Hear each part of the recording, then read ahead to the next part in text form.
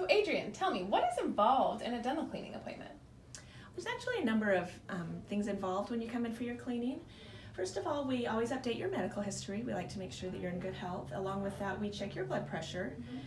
We will take any necessary radiographs. Yearly, we update your x-rays. Obviously, we're looking to see if there's any active decay in your mouth.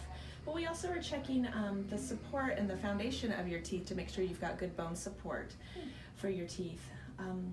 We do an oral cancer screening. Some people are at a higher risk of developing oral cancer, so we always check to make sure that everything looks normal in the soft tissues of your mouth.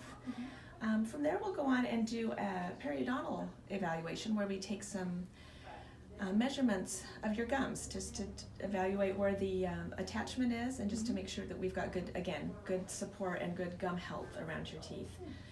From there, we will perform the cleaning, coming in twice a year. Just over that time, the period, we develop bacteria in our mouth. We need to clean that out. It can cause problems not only on our teeth but on our gums, and so coming in for a professional cleaning where we can clean where it's difficult for you to reach at home. And we recommend doing that at least twice a year. We give yellow polish to make sure you feel nice and fresh afterwards, and then we'll have Dr. Blacher come in and she will evaluate the x-rays that we've taken or answer any questions that you may have. But we just want to make sure you're in good standing and good health when you leave the office. Great, sounds great.